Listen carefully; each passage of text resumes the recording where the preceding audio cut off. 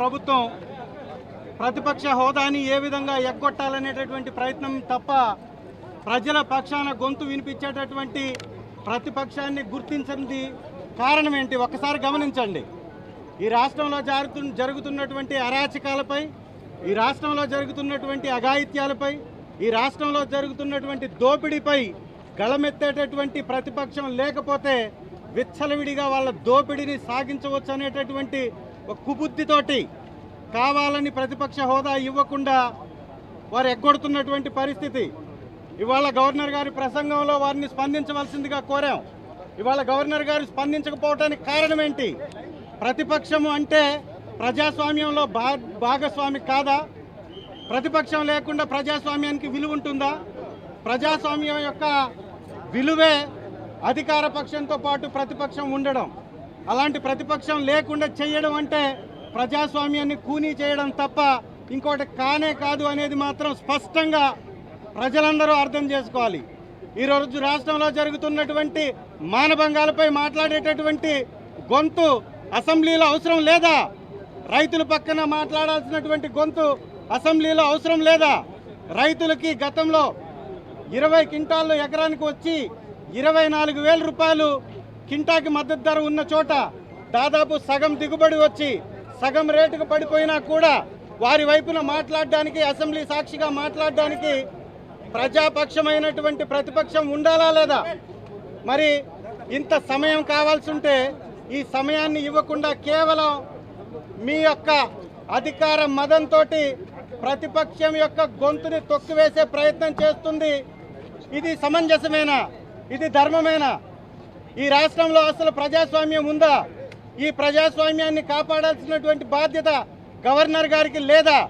Governor గారు కూడా ఆలోచించాలి, వారి బాధ్యతని గుర్తించాలి, ప్రతిపక్షం యొక్క పాత్రని గుర్తించాలి. ప్రతిపక్షం లేకపోతే ఈ రాష్ట్రంలో ప్రజాస్వామ్యం ఉండదు అనేది గవర్నర్ గారు కూడా గమనించాలి. కేవలం అధికార పక్షానికి అండగా నిలబడడం కోసం గవర్నర్ గారికి ఆ పదవి రాలేదు.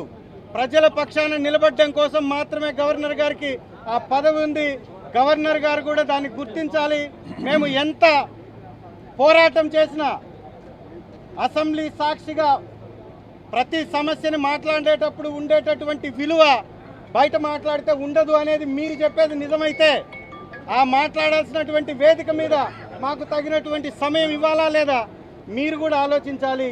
ఇదంతా కూడా ఒక దగాకోరు పరిపాలన సాగిస్తున్నటువంటి కూటమి ప్రభుత్వం యొక్క ఎత్తుగడ కావాలని ప్రతిపక్షం లేకుండా చేసేటటువంటి ప్రయత్నం తప్ప ఇంకొకటి కానే కాదు.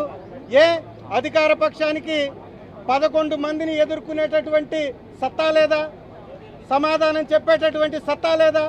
ప్రతిపక్షంలో ఉన్నా కూడా 11 మందిమే కదా మేము ఉండేది.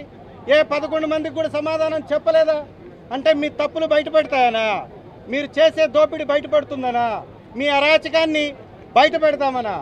ఇందుకేనా అనేది స్పష్టంగా వారి యొక్క చేతల్లోనే కనపడుతుంది. కాబట్టి ఇమీడియట్గా గవర్నర్ గారు ప్రతిపక్షాన్ని గుర్తించాలి. వైఎస్ఆర్ కాంగ్రెస్ పార్టీకి ప్రతిపక్ష హోదా ఇవ్వాలి. ఇస్తేనే గౌరవ మాజీ ముఖ్యమంత్రి గారికి ప్రతి విషయం మీద మాట్లాడేటటువంటి తగిన సమయం దొరుకుతుంది. కాబట్టి అధికార పక్షం యొక్క తప్పుల్ని ఎత్తి చూపగలుగుతాం. కాబట్టి ఖచ్చితంగా ప్రతిపక్ష హోదా ఇవ్వాలని వైఎస్ఆర్ కాంగ్రెస్ పార్టీ డిమాండ్ చేస్తుంది.